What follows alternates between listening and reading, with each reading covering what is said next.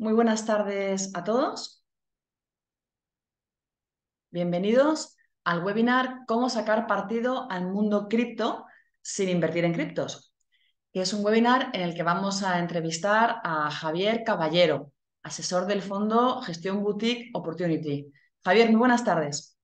Muy buenas tardes, gracias por tenerme. Bienvenido.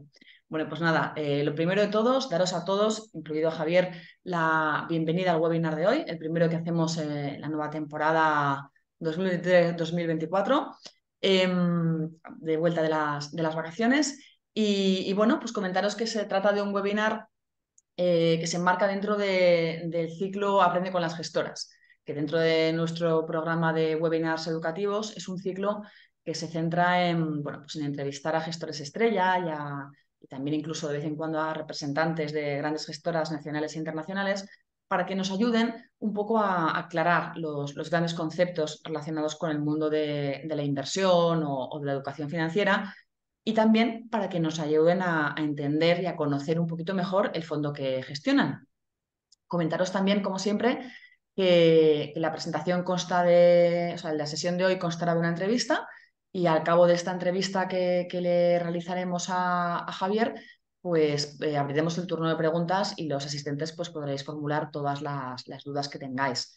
Y bueno, pues como os decía en un principio, hoy tenemos con nosotros a Javier Caballero, que es asesor del fondo Gestión Boutique Opportunity.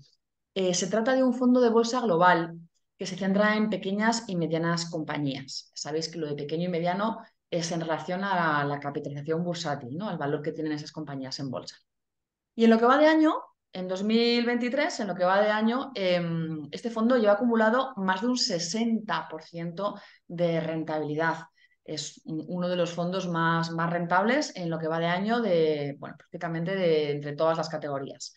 Así que a ver si en esta entrevista pues conseguimos sacar un poco a Javier para que nos cuente cuál es la receta. Así que nada, Javier, si te parece, comenzamos ya con las preguntas que te queríamos hacer. Y la primera de ellas, al ir un poco bueno, pues de los secretos de tu éxito, al menos en lo que va de año, ¿no? Que la rentabilidad es tan fabulosa, es que, bueno, pues una de estas recetas del éxito ha sido la apuesta que habéis realizado en el fondo por el mundo cripto, ¿no? Que es un poco con lo que el gancho con el que titulábamos el webinar de hoy. Pero claro, vosotros no invertís en criptomonedas, sino que invertís en compañías que están ligadas al segmento de las cripto. ¿Nos podrías comentar con un poco más de detalle qué motivos, qué razones son las que os llevaron a apostar por el sector de las cripto? Sí, antes de nada quería mencionar a mi coasesor y socio Santiago Moreno. Es un trabajo de equipo y sin él Ujú. no estaría yo aquí. Disculpas de su parte que no ha podido estar hoy y voy a estar yo representando, pero es un trabajo de dos. ¿Por qué nos interesamos en cripto? Porque vemos que los gobiernos cada vez están imprimiendo más dinero y nos empieza a preocupar el ritmo de impresión monetaria. Estamos hablando desde la crisis financiera que se empezó hasta ahora, estamos hablando de un 7% anual, se aceleró con el COVID a un 9-10% anual, incluso teniendo en cuenta la pequeña reducción que ha habido en los últimos meses. Ya el Banco Central está reduciendo el tamaño de su balance, pero aún así estamos hablando de un 9-10% anualizado, que nos sorprenderá que al tener más divisa, más euros, más dólares, persiguiendo los mismos activos porque la productividad no ha incrementado tanto, los datos de inflación rondan esos 6, 7, 8, 9, 10% dependiendo del sector. Entonces, nos interesó mucho el tema de algo que sea escaso, que sea descentralizado, con lo cual no hay un gobierno o una entidad detrás que pueda decir imprimir, no hay nadie que pueda censurarlo. Esto es importante, por ejemplo, cuando vimos las protestas de los camioneros canadienses, el gobierno decidió cortarles el acceso a los bancos. Creemos que si te cortan acceso al banco no tienes acceso a nada y nos parece muy interesante alternativas descentralizadas como son Bitcoin y Ethereum, en las que no dependes de una institución para aprobar esa transferencia o para aprobar ese acceso. Eh, y bueno, un poco por ahí nos empezamos a interesar, empezamos invirtiendo poco a poco y a principios del año teníamos menos de un 30%. Hay algunas personas que nos han dicho, sois un fondo cripto, os habéis vuelto loco. Teníamos un 28% al inicio de año, o sea, no intentamos tener bajo control todos los sectores, todos los países, todas las divisas, para que no sea un fondo de que es una apuesta. Cuando hay una oportunidad como lo hubo en el petróleo, lo ha habido en China en alta calidad al inicio del año, intentamos mantener esos pesos controlados para que ese portfolio, esa cartera esté diversificada y si nos equivocamos, pues digamos, amortiguar un poco esos errores. Ujú. Y bueno, el mundo cripto es muy heterogéneo, ¿no? Algunas compañías tienen muy buenas perspectivas y luego otros proyectos incluso han acabado yéndose al traste. ¿Cómo se hace, Javier, para separar el grano de la paja? ¿Con qué criterio habéis escogido las compañías en las que invertís?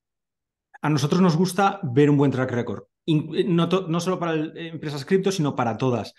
Basamos el futuro en base a lo que ha hecho esa compañía en el pasado, siempre teniendo en cuenta que entendamos ese negocio y por qué ese negocio se va a mantener y puede mantener esos niveles de crecimiento, de márgenes, de beneficios y demás.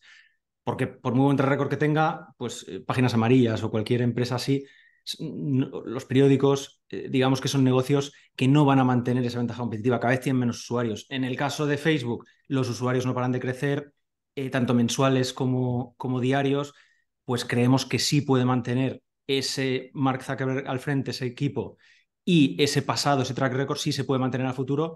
En el caso de una compañía cripto, si quieres comentar, por ejemplo, MicroStrategy, al frente está Michael Saylor, que es el CEO al frente de una compañía tecnológica más longevo de todas. O sea, empezó en el 1989 con una compañía tecnológica, sobrevivió el crash del 2000 de las .com, ha sobrevivido la crisis financiera del 2007, 2008, 2009 y sigue aquí. Con lo cual esos track records nos gustan mucho. Y luego ver que la directiva tenga acciones, lo que dicen, lo que hacen, los números nos dicen más que sus palabras, y tenga acciones y tenga ese skin in the game que llamamos para que esté incentivada a hacer lo que también le interesa al accionista minoritario, en este caso nosotros.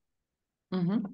Y bueno, a nivel divulgativo, Javier, ¿qué pros y contras hay entre invertir en el sector cripto a través de un fondo de renta variable, como es vuestro caso, o hacerlo a través de la compra directa de criptomonedas? Porque, bueno, puede haber gente que nos escuche que piense, bueno, me interesa el mundo cripto, me parece interesante, pero no sé si invertir en un fondo como el vuestro o comprar directamente bitcoins o la moneda que sea. ¿Qué diferencia habría entre una acción y la otra? Yo lo que creo, lo principal, lo que recomiendo a gente cercana, no me gusta recomendar mucho, pero lo que les digo es, si tú tienes ese tiempo, te apetece, te apasiona el estar investigando empresas, leyendo contabilidades, entendiendo negocios, continuamente estar analizando compañías y aprendiendo nuevos sectores, no puedes invertir por tu cuenta o puedes delegarlo en un fondo, el que sea. Puede ser un fondo índice, también me parece acertado.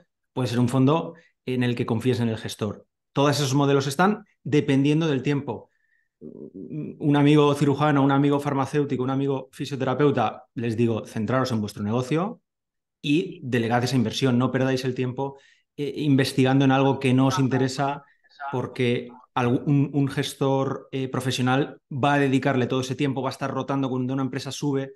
Algo que hacemos mucho es eso, ¿no? Cuando la empresa sube, estamos vendiendo la que más ha subido un poco y recomprando la que más ha bajado. Todas esas rotaciones y todo ese día a día creemos que aporta valor. Si está dispuesto esa persona a hacerlo de forma particular, no hay problema. Si no, se puede delegar en un gestor. Ujú. ¿Y cómo ves el sector de las criptomonedas de aquí a unos años, Javier? ¿Crees que acabará consolidándose y regulándose también? ¿O no descartas que que se esté produciendo un cierto riesgo de burbuja? Un par de cosas. Esperemos que acabe bien por el bien del fondo, pero creemos, uno, riesgo de burbuja no vemos porque es que no habla nadie del sector cripto. Yo recuerdo en el 2017 que todo el mundo hablaba de Bitcoin, salían las noticias, te cruzabas con alguien y te preguntaba o te comentaba que tenía una estrategia para invertir en cripto. Ahora mismo ya hemos pasado a la fase de el enfado, la desesperación y ya es la desgana, ya nadie le importa, ni para bien, ni para criticar, ni para meterse en el sector. Eso nos gusta. Cuando no hay ese eh, euforia, ese sentimiento de euforia, ese sentimiento de me voy a perder la oportunidad y hay que subirse al tren como sea, nos gusta.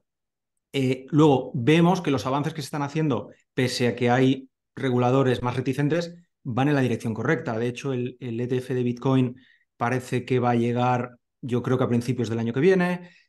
Con lo cual la claridad regulatoria va avanzando. Coinbase también está, digamos, en juicios con el regulador para conseguir esa claridad regulatoria y creo que al final vamos a ir en esa dirección.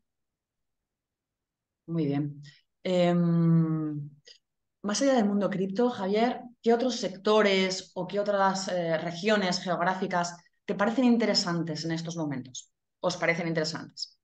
La que más, el movimiento más reciente y más importante ha sido una rotación a bonos, que les sorprenderá a muchos, ya que parece que somos un fondo solo cripto, pues tenemos el 20% en bonos americanos a rentabilidades del 5,5% aproximadamente. Hemos hecho una escalera de vencimientos entre 3 meses y 2 años.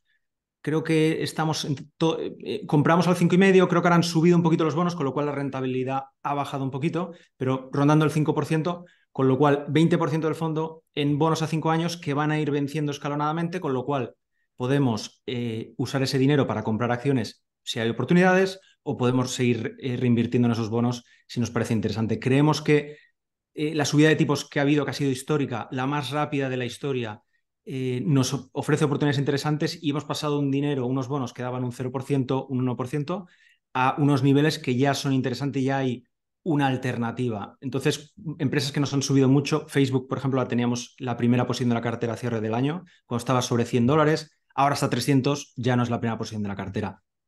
Si sigue subiendo, está sobre la media tabla, si sigue subiendo, pues quizá baje del todo. Ese dinero lo hemos usado para invertir en bonos a esos tipos que ya nos empiezan a parecer interesantes. Si la bolsa sigue subiendo y nos hemos equivocado, generaremos un 5%. Si la bolsa baja, pues podremos coger esos euros, esos dólares, más el 5% de rentabilidad y reinvertirlo a precios más bajos. Ujú. Una cosa, Javier, el fondo, ya hay algunas preguntas que nos están haciendo, no pasa nada porque nos hagáis preguntas a través del chat, las vamos guardando y luego al final de la entrevista, cuando abramos el turno de preguntas a los asistentes, pues retomamos estas dudas que nos vais dejando en el chat. Lo que sí que voy a hacer es dejaros el nombre del fondo y el ISIN, así como el link al buscador de fondos de MyInvestor. Y así los que queráis, pues mientras está teniendo lugar esta entrevista que le estamos haciendo a Javier, pues el que quiera se puede meter en el buscador de fondos de MyInvestor, encontrar el fondo, consultar el folleto o el documento de datos fundamentales para el inversor, ver un poco las rentabilidades, las comisiones, y así si se le ocurren dudas sobre la marcha, pues qué mejor momento que ahora que tenemos a Javier con nosotros. Por cierto, Javier, el fondo entonces, el nombre sería Gestión Boutique Value o Gestión Boutique Opportunities, porque lo he encontrado de las dos maneras. Claro, totalmente. Hemos tenido dos cambios. Uno, nosotros cuando nos preguntaron por el nombre estábamos construyendo la cartera y dijimos, no queremos reunirnos con una compañía para que nos busque un nombre o nosotros ponernos a pensar. Creíamos que Value Opportunity refleja bien lo que buscamos, ese value entendido como Warren Buffett lo entiende, no empresas de per bajo, sino empresas que comparado con el valor presente de los flujos futuros, estamos pagando un precio interesante en base a la valoración que nosotros hacemos. La CNMV nos requirió que ya que no digamos, nos encasillábamos en ese criterio value tradicional, cambiáramos el nombre, nosotros no tuvimos problema y pusimos 3, 4 nombres en las opciones y se cogió Opportunity.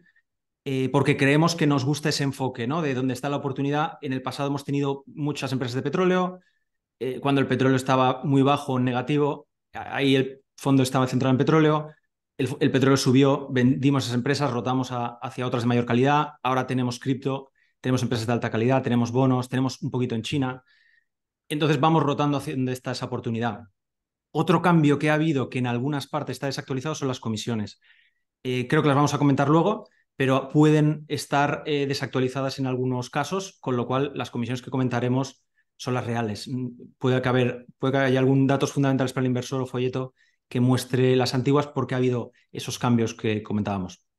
Bueno, en todo caso, para aquellos que estén interesados en invertir en el fondo, a la hora de contratarlo en nuestra plataforma, pues aparecerán las comisiones y esas sí que son las comisiones finales, tanto el TER, que ya sabéis que engloba las principales comisiones del fondo y gastos del fondo, incluida la comisión de gestión, que siempre es la más abultada, la más importante, como la posible comisión de suscripción o reembolso, que en este caso no aplica, ¿no? Porque entiendo que no hay comisión de No. suscripción o reembolso.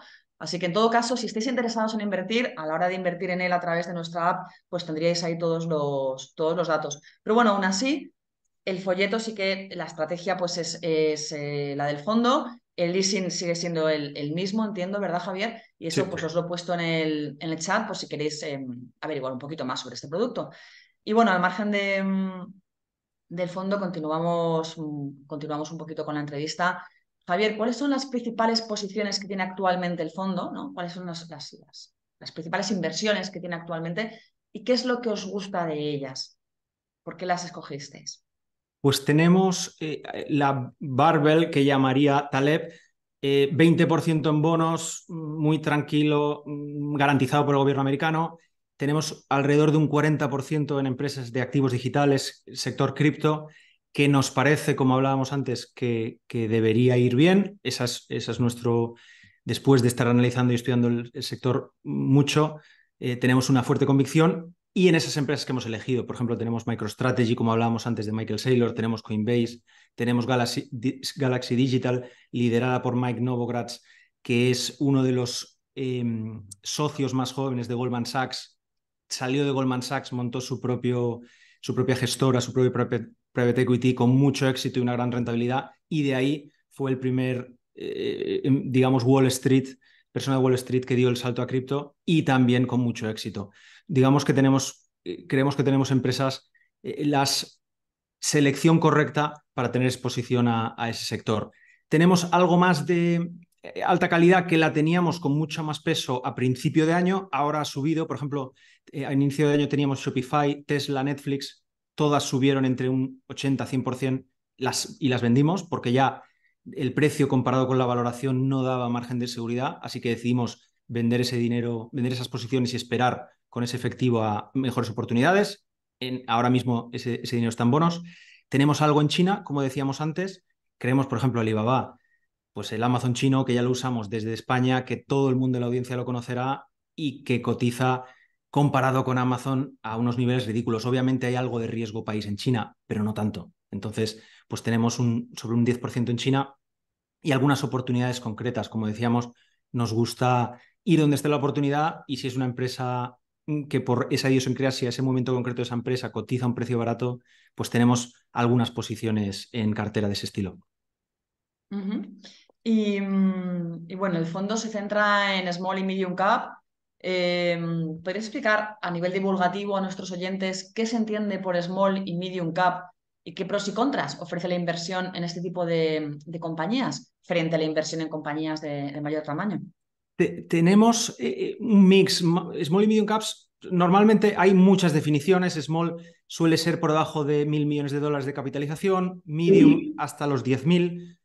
Hay diferentes definiciones, pero más o menos esa es la definición. Nosotros, por ejemplo, estaba haciendo la cuenta antes, tenemos 12 empresas que capitalizan de 21, tenemos 21 posiciones, nos gusta mucho concentrar en las mejores ideas. Creemos que a partir de 15, 20 posiciones no diversificas por tener 10 empresas más y invertir dinero en nuestra idea número 31. Creemos que no tiene sentido cuando tenemos 30 ideas, 20 ideas, 10 ideas mejores que esa. Entonces, por definición, nuestro fondo siempre va a tener pocas posiciones. Pues más de la mitad tienen más de 50.000 millones de capitalización, con lo cual ya no entran en esa definición de small y medium. Sí que tenemos algunas pequeñas porque el tamaño de nuestro fondo, que ahora mismo tenemos sobre 3 millones más o menos, nos permite invertir en empresas que por su capitalización otros fondos mayores no pueden. Esos fondos de 1.000 millones de euros de patrimonio bajo gestión no pueden mirar una empresa que capitaliza a lo mejor 100, 200 millones de dólares y nosotros sí. Entonces tenemos esa libertad y la usamos cuando vemos que la oportunidad es clara. Ujú.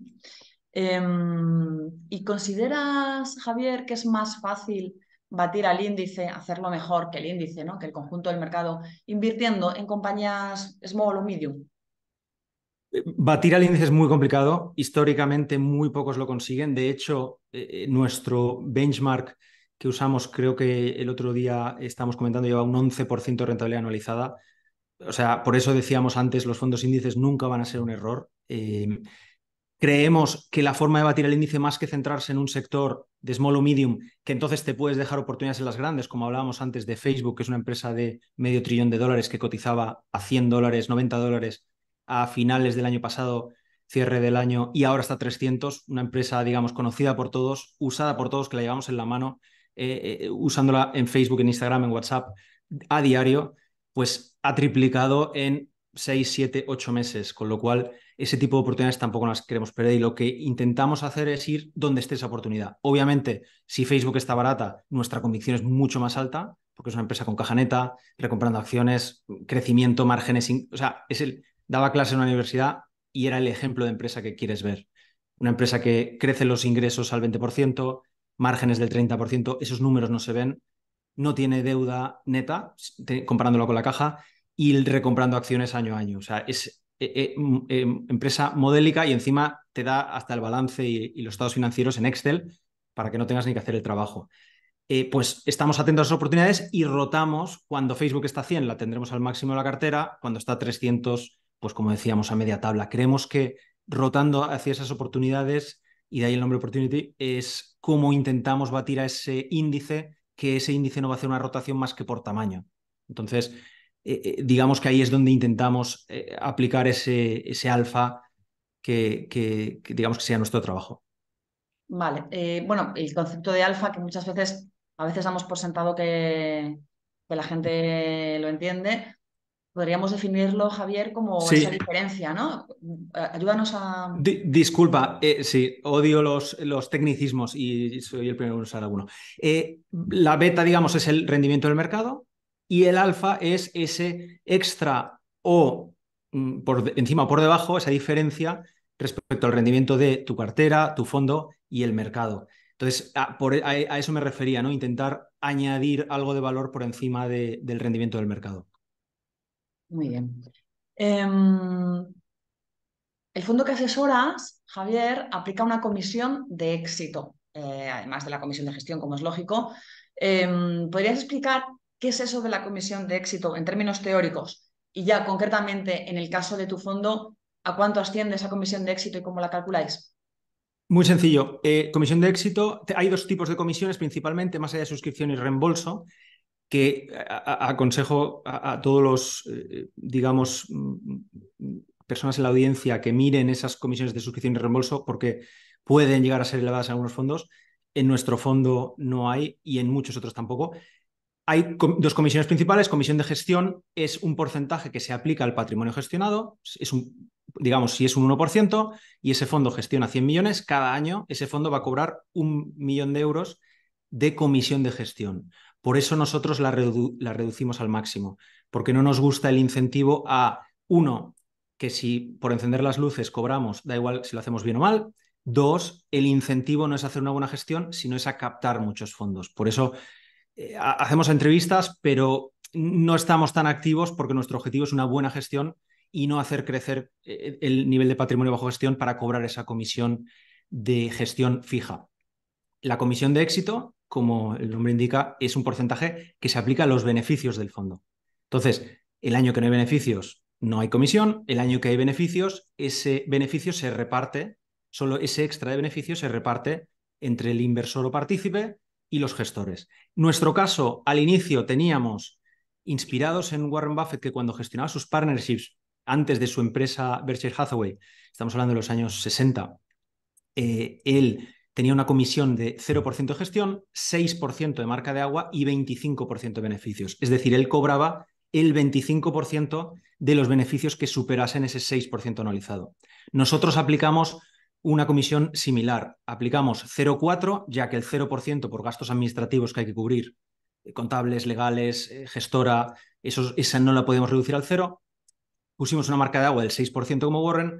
Como no somos tan buenos como Warren, en vez del 25 pusimos el 12%, pero tratando de hacer una estructura de comisiones lo más justa posible para los inversores, entre los que nos incluimos, nosotros y nuestras familias. Entonces, uno de los cambios, como hablábamos, la CNMV nos pidió cambiar el nombre y cambiar esa estructura que era un poquito confusa, un poquito compleja. Nosotros no tuvimos problema. Entonces, lo que hicimos fue quitar esa marca de agua y aplicar un 8% fijo de éxito. Entonces, la comisión actual es un 0,4% de gestión sobre el patrimonio gestionado, que es lo más bajo que pudimos conseguir, y un 8% del beneficio el año que haya beneficio. Y ahí hay, digamos que, llamarlo marca de agua, no reseteo. Si este año bajamos y el año que viene subimos al mismo nivel, no hay beneficio, solamente es beneficio en el que todos los partícipes estén ganando y beneficio real del fondo, no hay un reseteo. Hay que batir los máximos, ¿no? Otra forma Correcto. de expresarlo. La única manera de que un fondo pueda cobrar el vuestro y en general, porque además eso está perfectamente regulado. La única forma de que un fondo de los que aplican comisión de éxito pueda cobrar esa comisión de éxito es que bata sus propios máximos. Como bien dice Javier, si bajan y luego suben, pero vuelven a subir al mismo nivel de antes, no van a cobrarte otra vez lo mismo, sino que tienen que batir sus propios máximos para poder cobrar esta comisión. Y luego aclarar también. Sí. Ah, no, perdona, te acaba y iba a añadir un pequeño detalle. No, dime. Pues para el que quiera saber dos cosas. Una, da igual si hoy bajamos y mañana subimos, al mismo nivel no se cobra, o si han pasado 3 años, no se cobra. Y dos, esa comisión se resta cada día del valor liquidativo. O sea, si hoy batimos los máximos y mañana volvemos a subir, ese 8% que es anual, digamos, prorrateado a diario, se resta y se separa en la contabilidad del fondo. De forma que ese valor liquidativo que los partícipes pueden ver ya tiene incluidos todos los gastos, todas las comisiones de éxito, de gestión, todos los gastos aplicables que hay en el fondo ya están ahí incluidos. Sí, porque además es otra de las dudas que nos plantean a veces bueno, las personas que asisten a nuestros webinars o los clientes de MyInvestor, en plan, "Oh, esta comisión de éxito me la van a cargar luego a mí, a mi cuenta corriente, lo que sea". No, a menudo, salvo casos muy concretos, a menudo simplemente se descuenta se divide entre los 365 días del año y se descuenta del valor liquidativo del fondo, igual que se descuentan otras comisiones. De hecho, la comisión de éxito forma parte de la comisión de gestión. Es una forma de cobrar la comisión de gestión. Y los fondos que cobran comisión de éxito, que no son todos, son algunos, cobran comisión de éxito a cambio de cobrar una comisión de gestión más reducida.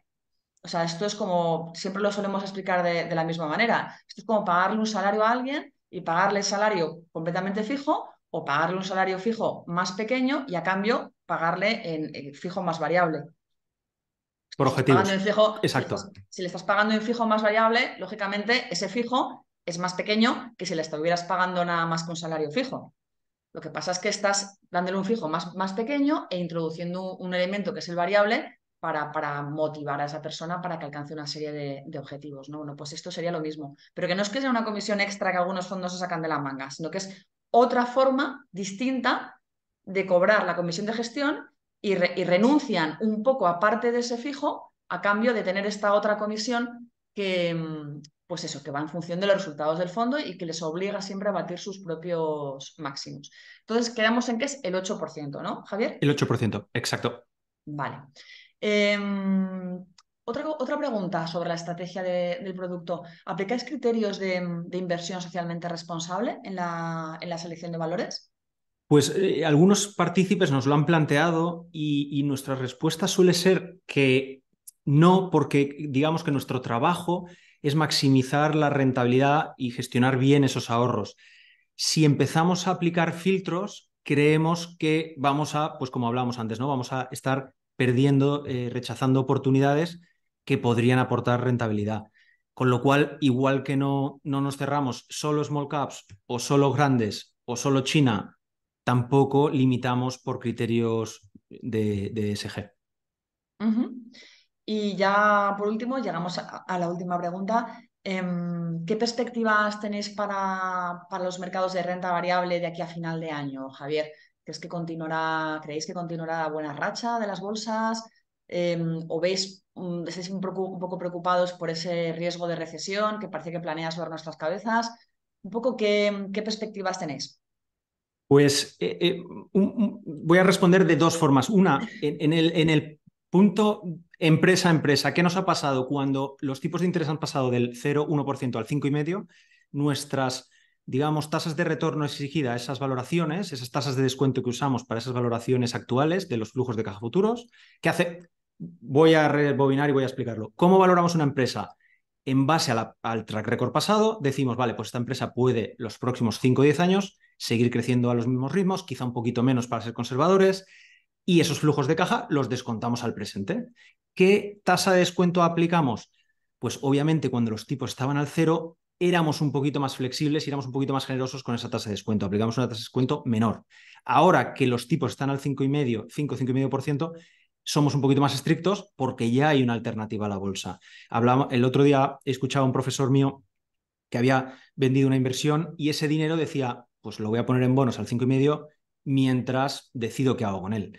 Hace un año o 2 años esa alternativa no existía. Era dejar el dinero en la cuenta corriente o ponerlo a trabajar en inmobiliario, en bolsa, en campo, pero no había la alternativa. Bueno, ahora ya existe, entonces somos más estrictos y al ajustar esos modelos de valoración se nos han comprimido o desaparecido los márgenes de seguridad. Ya, digamos que ese descuento, una empresa vale 100 y la estamos comprando a 30, pues ya la empresa a lo mejor está a 30, pero ya la valoración nos pasa de 100 a 80, 70. Entonces, digamos que ahí, pues encima las empresas que han subido, como decíamos, Shopify, Tesla, Netflix, que han subido muchísimo, ese 30 ha pasado a 50, la valoración de 100 ha pasado a 70, las hemos sacado de la cartera, con lo cual creemos, si estamos sacándolas de la cartera e invirtiendo en bonos, creemos que los precios respecto de las valoraciones, ese precio ha corrido más que la realidad del negocio, ¿no? Ese precio y la valoración, no hay unas oportunidades obvias, esas pelotas fáciles para batear.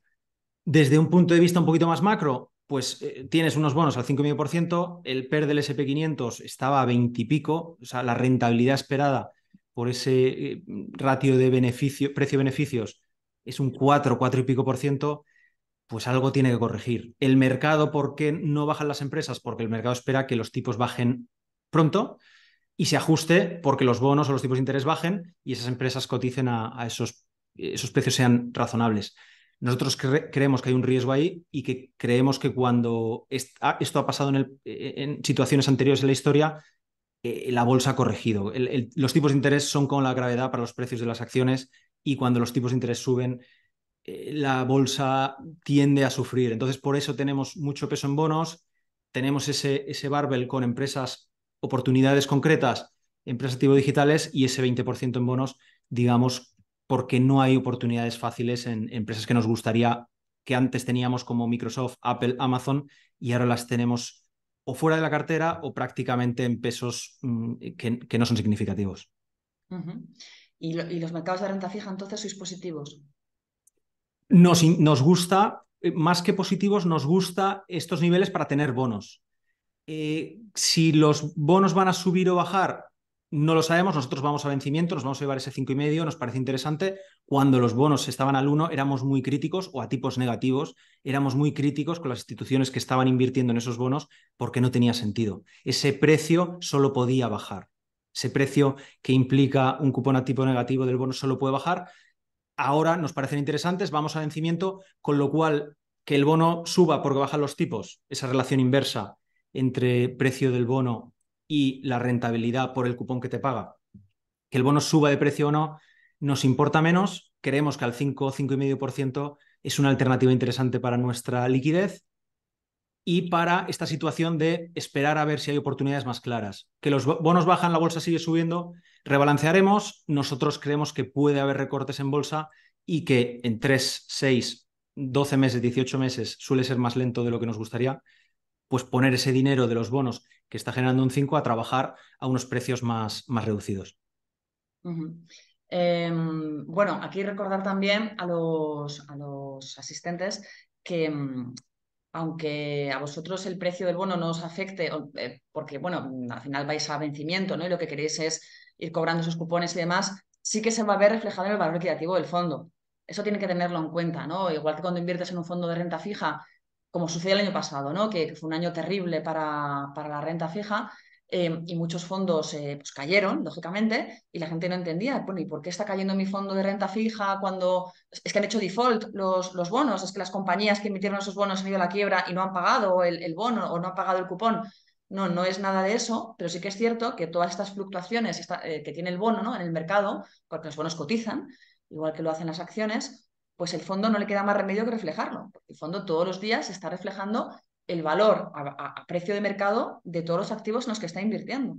Y aunque esos bonos, la idea del gestor no sea especular con ellos, ¿no? O intentar venderlos más caros como hace un fondo de renta fija, sino que los quiera guardar y esperar al vencimiento, pues entre que vencen y no vencen, si la cotización que tienen en el mercado está cayendo, pues eso se va a reflejar en el valor liquidativo. O sea que muchas veces en este sentido tenemos que, aquellos fondos que tienen renta fija en la cartera, pues entender un poco cuál es la estrategia que tiene el gestor y no asustarnos, porque bueno, pues a lo mejor en el corto plazo hay un pequeño lastre en el valor liquidativo por esa razón, pero si el objetivo del gestor es guardarlos y mantenerlos a vencimiento y no se produce ningún impago, ningún default y cobran ese cupón, pues fantástico, ¿no?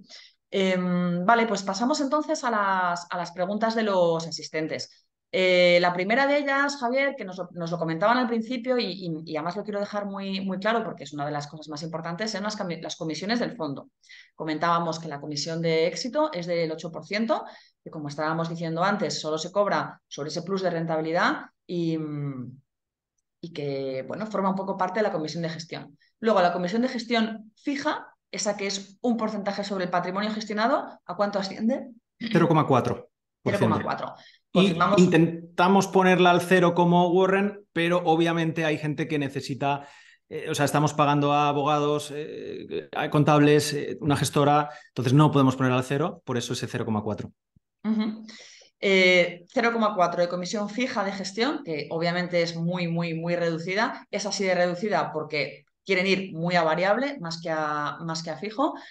Y no hay comisión de entrada ni comisión de salida. Entonces, si a la hora de contratar este fondo a través de MyInvestor figurase algún otro dato distinto, como que sí que cobra comisión de suscripción o de reembolso, sería claramente un error. Vosotros tened en cuenta que al final los datos que se reflejan en MyInvestor a la hora de contratar un fondo son los datos que da directamente nuestra plataforma de fondos, que es Inversis. Pero las comisiones son las que os estamos diciendo ahora y por supuestísimo serían las que se aplicarían si invirtieseis en el fondo. Si figura cualquier dato distinto de este, ya os digo que Se, se debe a ese cambio que hablábamos antes de claro, se debe a folleto. ese cambio que Inversis no lo ha introducido todavía en su fichero. Eso es. Y si no lo introducción en su fichero, pues como nosotros al final bebemos de Inversis, ¿no? Es nuestra plataforma de contratación, pues a lo mejor por ese lado cabe la posibilidad de que esté figurando mal. Pero no os preocupéis porque en todo caso siempre se aplican las comisiones reales, siempre se aplica, no hay error posible en ese sentido. Nunca se va a aplicar una comisión de suscripción si no la hay o de reembolso si no la hay. Y la comisión de gestión es que directamente tanto la de gestión como la de reembolsos, que se descuentan de valor liquidativos, que ahí ya no cabría error posible por parte del comercializador. Con lo cual, bueno, pues recordaros, 0,4 de gestión, 8% sobre los resultados y 0 tanto de entrada como de salida. Y bueno, respecto a otras preguntas que nos hacen los oyentes, te piden tu opinión sobre algunos valores, Javier. No sé si nos puedes ayudar. Uy, Por ejemplo, uy. no sé si son compañías que tienes o no tienes bajo la lupa. Por ejemplo, te preguntan por BlackRock. BlackRock nos gusta. Por cierto, es una de las empresas que está intentando que le aprueben el ETF de Bitcoin. No sé si el dato era de 542 aplicaciones que han enviado a la SEC, les han aprobado todas menos una, con lo cual probablemente la consigan. Nos gustan mucho esos negocios de gestión de activos. Por valoración, precio no la tenemos en cartera, pero son este tipo de empresas que tenemos en el radar, que tenemos una lista de empresas en las que valoramos cada vez que sacan resultados, actualizamos los modelos y las tenemos siempre en vigilancia por si el precio diera una oportunidad. Es una empresa muy buena, que le gusta a mucha gente y por eso ahora mismo el precio no, para nosotros no es lo suficientemente bajo. Ujú. Apple. Apple, de mis favoritas, otra empresa que ha subido mucho ya, pues lo que hablábamos, crece al 10% anual en ingresos, esta sí me la sé porque la tenemos en cartera, unos márgenes del 20 y pico por ciento, 20-25%, márgenes netos, es decir, de los 120.000 millones que generan ingresos, se queda 400.000 millones en ingresos, se queda 100.000 estaba mezclando con los datos de Facebook, de 400.000 en ingresos se queda más de 100.000 millones de beneficios. Nos parece igual, Tim Cook le pedía consejo a Warren Buffett y por eso ahora está recomprando muchas más acciones, tenían mucha caja y en 2018 decidieron ir a una estrategia de caja neta neutra, es decir, caja y deuda que sean cero. Entonces han acelerado el ritmo de recompra, están recomprando al 5%, lo cual nos encanta porque sin nosotros comprar más acciones somos dueños de más porcentaje de Apple y unos márgenes increíbles, lo que hablábamos, ¿no? El ejemplo que siempre nos gusta decir, producción, números de producción como si fuera Toyota, pero con los márgenes de beneficios de Ferrari. Entonces, tienes el modelo de negocio perfecto. Solo para mi gusto, solo lo supera Facebook, que no tiene ni que producir los iPhones. Simplemente la gente produce el contenido.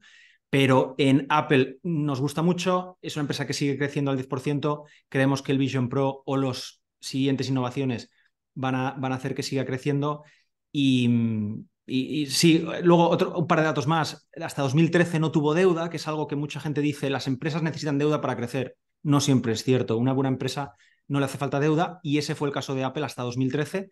Incluso ahora, teniendo algo de deuda, siempre tiene más dinero en la cuenta corriente que en deuda que deba a sus acreedores. Con lo cual, los negocios buenos generan tanto beneficio que lo reinvierten y pueden crecer a esos ritmos frenéticos solo con el beneficio que generan. Uh-huh. ¿Y el PER de Apple no te asusta entonces? PER 30 me parece que tiene ya. Claro, un poco. Por eso ahora, de memoria, no sé si la tenemos al 1% del fondo, que ya no, digamos, es un peso para nosotros significativo, viene del 4 o 5%. Según va subiendo, la vamos bajando de peso. Nos gusta tenerlas porque empresas tan buenas, nuestra experiencia es que suelen sorprender al alza.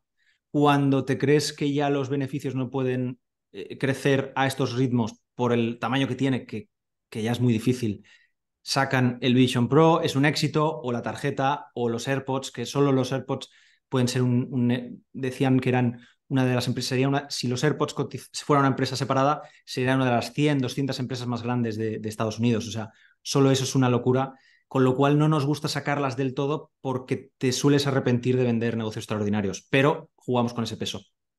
Uh-huh.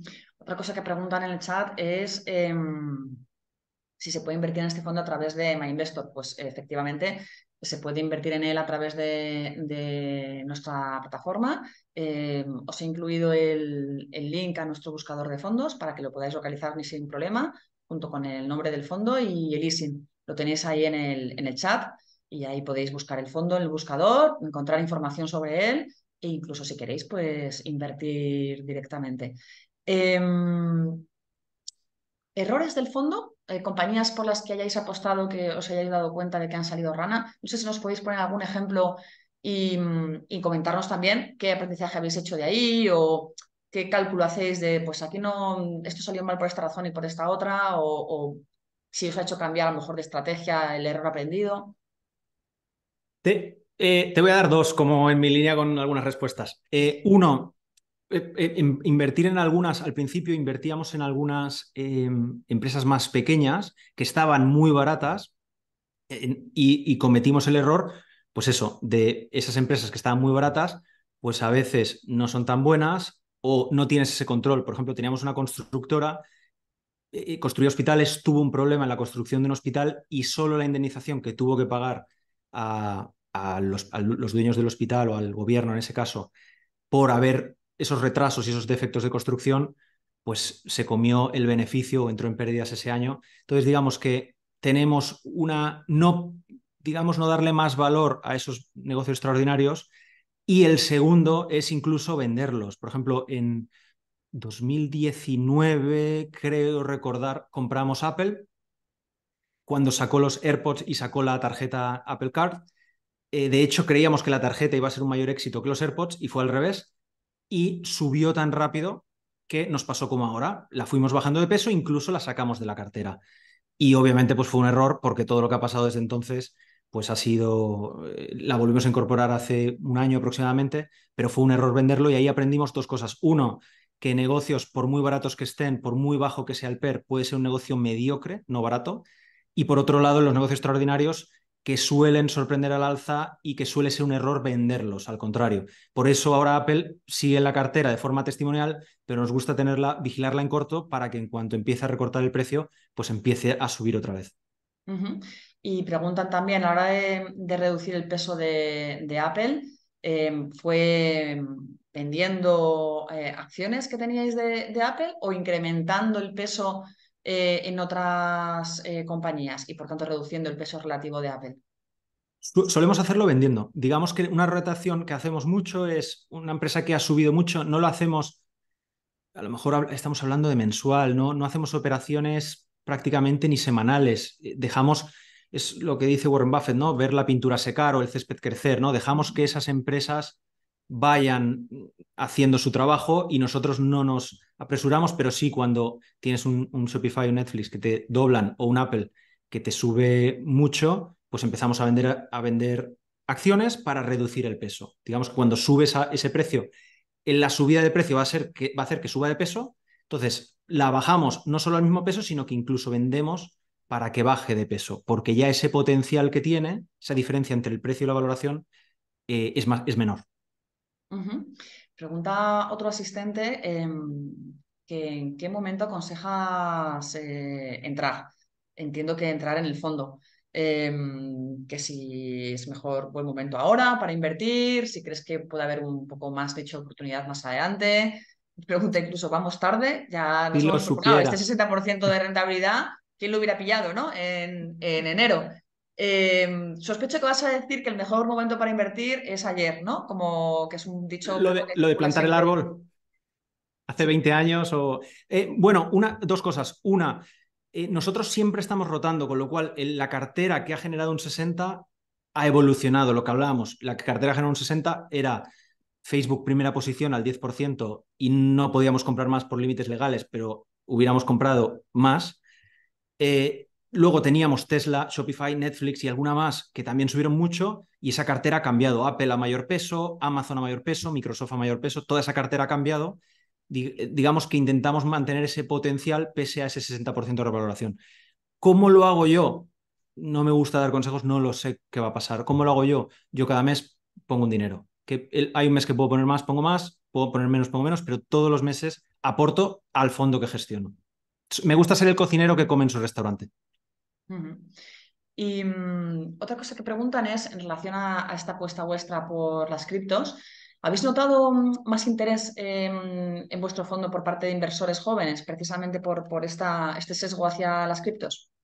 Pues no jóvenes pero sí que algún inversor digamos, de mediana edad, uno nos comentaba, que es algo que se me quedó grabado, que nos comentaba, vosotros sois como un fondo value, porque él invertía con otros gestores muy conocidos a nivel español, y decía, vosotros sois un fondo como esos de Warren Buffett o esos fondos value tradicionales españoles que se ha adaptado, digamos, a las nuevas tendencias y a la nueva era. Pues ojalá sea cierto y ojalá estemos en lo correcto. Trabajamos cada día, no dejamos de aprender para eso y de hecho cripto no fue que nos volviéramos locos, sino que estábamos investigando y intentando expandir nuestro círculo de competencia, intentando expandir las empresas que entendemos y de ahí sale el descubrir Bitcoin, profundizar en Bitcoin, invertir un 2% del fondo en Bitcoin, que esa posición multiplicase por 10, profundizar más y ahora estamos con un peso mucho más significativo, pero estamos hablando de que empezamos a invertir en Bitcoin con un 2% del fondo pues a mediados de 2020. O sea, ha sido un proceso de años estudiando el sector, no es algo de la noche a la mañana. Ujú. Y preguntan también dónde ves el Bitcoin en el medio plazo. Bitcoin incluso y otras criptos, ¿no? Pero bueno, al menos el Bitcoin. Y si no te da miedo el cerco de los reguladores. Pues lo que hablábamos, creo que varios temas. Los reguladores obviamente le están metiendo mucha presión, pero se está viendo que cada vez menos. De hecho, Gary Gensler, que era el número uno anticripto, ahora ya está empezando a hablar de la inteligencia artificial y parece que se está olvidando de cripto. Y casualmente parece que el ETF, la aprobación del ETF viene de camino cuando Fidelity, cuando BlackRock y demás están ahí. Otra cosa que me gusta mencionar siempre, si te fijas en las personas o instituciones que están interesadas por cripto, son los más listos de la clase, ¿no? Fidelity lleva minando Bitcoin desde 2014, BlackRock también, tienes a Goldman, tienes a Morgan Stanley, tienes Michael Saylor, tienes Elon Musk. Entonces, y no vemos que nadie, excepto Taleb, no vemos que nadie haga el camino inverso. Una vez se interesan y apuestan por cripto, nadie hace el camino inverso y dice he descubierto algo por lo que ya no me interesa. Luego vamos a una economía cada vez más digital, con lo cual tiene sentido que el dinero también sea más digital. Entonces creemos que esa adopción va a ir a más. Esas, digamos, generaciones más mayores que no lo entienden van a ser reemplazadas. Ese poder adquisitivo va a pasar a generaciones más jóvenes que viven en el digital. El otro día hablaba con unas sobrinas y me pedían dinero. ¿Para qué es? Pues para comprar unos skins del Fortnite. O sea, ya no ven esa diferencia entre una sudadera física o digital o un skin que no produce nada, por cierto, que a mí me costó también, me pareció muy interesante. No te hace correr más, es simplemente un adorno. En tu personalidad digital no ven una diferencia entre lo físico y lo digital, con lo cual creo que tiene sentido esa evolución y mayor adopción de criptos. Ujú. Preguntan también por, bueno, pues por lo que es el histórico de evolución del fondo, ¿no? Dicen, oye, pues ha tenido momentos de fuerte volatilidad. Es verdad que en lo que va de año la rentabilidad está siendo extraordinaria, pero bueno, otros años pues no ha sido así. Y preguntan, ¿eso no asusta a posibles partícipes? ¿Nos puedes comentar un poco esta evolución que ha tenido el fondo tan, bueno, pues tan acusada, ¿no? Por Em, supuesto, es algo que intentamos mejorar. De hecho, es algo que por eso tenemos más bonos ahora, porque no queremos que tener esa volatilidad extrema. No nos gusta que nuestros partícipes, mi madre entre ellas, pues tenga una volatilidad que no me parece apropiada. Entonces lo tenemos muy en cuenta. ¿Qué nos ha pasado? Pues que la cartera, cuando en el 2021 fue muy bien, también fuimos uno de los mejores fondos de España. En el 2022 sufrimos mucho y ahora en este 2023 volvemos a ir muy bien. Nosotros estamos vendiendo esas empresas que suben, comprando empresas que han bajado, rotando hacia bonos, pero aún así tenemos volatilidad en la cartera. La intentamos minimizar, pero sí la hemos tenido. No, no puedo decir otra cosa. Ujú. Preguntan también si, bueno, siendo el fondo más rentable en lo que va de año y, bueno, teniendo esta buena racha, ¿no? que estáis teniendo, ¿qué patrimonio aspiráis a alcanzar? ¿Tenéis objetivos en este sentido? O... Varias cosas. Uno, respecto a la volatilidad, si alguien está asustado, que invierta menos. Mi recomendación siempre es la cantidad que tienes en mente, pues menos, para que duermas tranquilo, para que el único problema en bolsa, en un fondo de índice o en un fondo bien gestionado o en una buena selección de valores hecha de forma personal es vender por miedo. En ese momento en el que ese es el momento de comprar. Entonces, yo siempre recomiendo el que esté asustado por la volatilidad que invierta menos. Respecto al patrimonio, nos gustaría gestionar más. Creemos que hasta 50, 100, incluso más, no tendríamos problema en cuanto a perdernos oportunidades interesantes. No, no cambiaría mucho la cartera, con lo cual, pues ojalá crezcamos, la verdad. De todos modos, respecto al tema de la volatilidad, corrígeme si me equivoco, Javier, pero bueno, al final en vuestro fondo hay un peso importante de small y medium cap y eso siempre aporta mayor volatilidad al fondo. También aporta mayor rentabilidad si efectivamente la estrategia sale bien, pero eso es un factor que tiene que tener en cuenta el inversor. O sea, no todos los fondos tienen el mismo nivel de volatilidad-riesgo. Ni el riesgo es malo en sí mismo, porque a mayor riesgo, mayor probabilidad de que el fondo sea más rentable. O sea, riesgos más reducidos te van a dar rentabilidades más reducidas. Riesgos más altos te van a dar la posibilidad de aspirar a rentabilidades más altas. Entonces, dentro de los fondos de bolsa hay muchas estrategias y algunas de ellas, como por ejemplo aquellos fondos que incluyen en sus carteras compañías de pequeño y mediano tamaño, pues tienen este perfil de rentabilidad-riesgo más alto, ¿no? O sea, porque las propias compañías sufren más oscilaciones en bolsa y aunque pueden ser más rentables, pues su volatilidad también es mayor, cosa que en sí misma no es mala, insistimos. Simplemente hay que ser consciente de ello y hay que ser consciente de si es el nivel de riesgo que estamos dispuestos a asumir. Eso por un lado. Y por otro lado, a la hora de invertir, lo ideal no es invertir en un solo producto. O sea, el fondo del que hoy estamos hablando, que es el fondo que asesora Javier, pues es un producto que puede resultar muy interesante, que tiene sus pros, sus contras y que podéis valorar, incorporar a vuestra cartera. pero no debería ser el único fondo en el que invirtáis a priori. Se No supone hagáis que como yo o mi madre.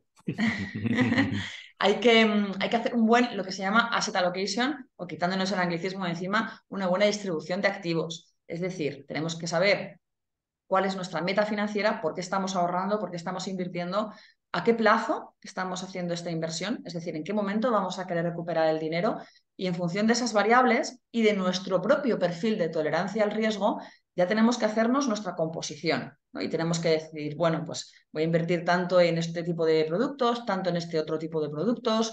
Me interesa tener un poquito en renta fija, otro poquito más en bolsa, etcétera. Eso ya es la distribución de activos, ¿no? O sea, cuánto voy a invertir en cada cosa, que no debería ser todos los huevos en la misma cesta, sino diversificar entre distintos tipos de activos y de estrategias en función de esto que os comentamos, ¿no? Del horizonte de inversión y de nuestro perfil como inversores. Y luego, además, no invertir en un solo fondo, ¿no? Porque incluso dentro de un mismo nivel de riesgo, pues si invertimos en más de un fondo es mejor porque diversificamos en cuanto a, bueno, pues la exposición, estrategia que pueda tener ese fondo, el propio riesgo gestor, etcétera. Entonces, animamos siempre a diversificar, no solamente a tener un buen mix de activos en nuestra cartera que se adecue a nuestros objetivos, sino incluso pues, tener varios productos. No hace falta que sean 50 fondos, igual que no hace falta cuando invertimos en acciones invertir en 100 acciones, pero sí es conveniente hacerlo en más de una para tener un poquito de diversificación. Ahora bien, dentro de toda esa diversificación, pues se puede invertir un poquito más o un poquito menos en un producto de estas características y modular ese riesgo al que estamos expuestos, pues precisamente invirtiendo un poco más o un poco menos, si es que el producto nos parece interesante. No sé si quieres añadir alguna cosa. Bueno, estoy totalmente de acuerdo, me ha encantado cómo lo has explicado. Y lo único que añadiría es que incluso los depósitos de MyInvestor, que hay, si no me equivoco, de 3 meses a un año, ya rondando el 3% o superando el 3%, para esas necesidades de capital a corto plazo, también me parece una opción interesante. Entonces, puedes incluso hacer depósitos y una cartera de fondos para dinero que no se vaya a necesitar. Ujú. En definitiva, tenéis muchos productos a vuestra disposición y muchas alternativas a vuestra disposición. O sea, todo es haceros en la composición, ¿no? El mix más adecuado para vuestras necesidades. Efectivamente, o sea, nosotros en MyInvestor al final a lo que aspiramos es a poner a vuestra disposición todo tipo de estrategias y de productos para que vosotros podáis elegir. Entonces, tenemos más de 1.700 fondos de inversión a los que damos acceso en nuestra plataforma de todo tipo de gestoras, grandes, pequeñas, nacionales, internacionales. Nos aseguramos de que los mejores fondos estén ahí para que los podáis encontrar, indexados, no indexados, etcétera. Pero además también comercializamos planes de pensiones. Como bien dice Javier, ofrecemos depósitos y cuentas remuneradas a unos tipos muy, muy, muy competitivos. Crowdfunding, incluso para aquellos inversores que están muy, muy perdidos y lo de hacer el decidir su asset allocation se le hace bola por completo, que lo entendemos, porque a priori de entrar en el mundo de la inversión y no tener ni idea, pues es complicado. También ofrecemos un servicio de robo-advisor, que son unas carteras que ya están hechas y tú ya haces un test y según el test te dice, mira, esta es la cartera más idónea para ti y ya está. Oye, inviertes en esa cartera y listo. O sea que al final productos hay muchos, concretamente nosotros ponemos a vuestra disposición muchos, también podréis encontrar otros en otros sitios y lo importante es que ese mix sea el adecuado y que esté bien diversificado y que se adecue muy bien a vuestro perfil de riesgo. Con esto contesto un poco también otra pregunta que nos estaban haciendo de, bueno, un novato en el mundo de la inversión que nos decía, oye, ¿en qué fondos nos recomendarías invertir? Bueno, nosotros no es el propósito de estos webinars hacer recomendación concreta, porque esto es educación financiera, a fin de cuentas, no recomendamos producto, pero es que además, al hilo precisamente de lo que os acabo de decir, no os podemos recomendar nada ni aunque quisiéramos, porque la cartera perfecta tiene que ser la cartera que mejor encaja con tus necesidades y con tu perfil como cliente. Entonces, no podemos decirte, pues mira, los mejores fondos son este y en esta proporción. No, depende enteramente de qué necesidades tienes, lo que os decíamos antes, cuándo quieres recuperar el dinero, qué nivel de riesgo quieres asumir, etcétera.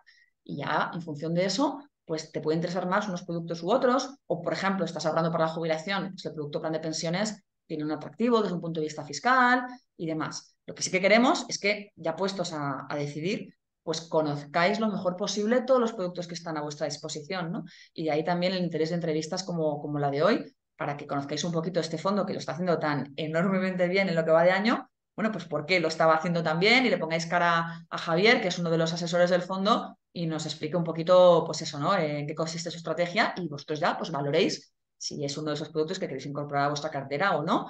Y si no, en todo caso, pues que hayáis aprendido un poco cómo funciona esto de invertir en criptos sin comprar criptos, sino simplemente yendo por esta parte de la renta variable. Así que si os parece, con esto cerramos ya el webinar por hoy. Javier Caballero, asesor del fondo Gestión Boutique Opportunity, muchísimas gracias por acompañarnos hoy. Muchas gracias por invitarme. Y a todos los asistentes, muchas gracias también por acompañarnos. Os recordamos que la grabación de este webinar va a estar disponible en el blog de MyInvestor de educación financiera a partir de mañana. También encontraréis la grabación en nuestro canal de YouTube. El audio de la grabación, el podcast, lo tendréis tanto en el blog como en las principales plataformas de podcast, como Spotify y iVoox. Y recordaros también que en el blog de educación financiera de MyInvestor, además de todos estos webinars educativos, tenemos todo tipo de contenidos relacionados con la educación financiera. Tenéis podcasts, posts de todo tipo, sobre todo tipo de productos y estrategias, vídeos, incluso un glosario y un consultorio de educación financiera. Tenéis de todo, así que os animamos a que os paséis por el blog, suscribiros si queréis a la newsletter y que os empapéis un poco de todo este tipo de contenidos para, como decíamos antes, pues que podáis tomar las riendas de vuestra propia inversión y decidir qué productos son los que más os interesan. Así que lo dicho, muchas gracias a todos y que paséis una muy buena tarde.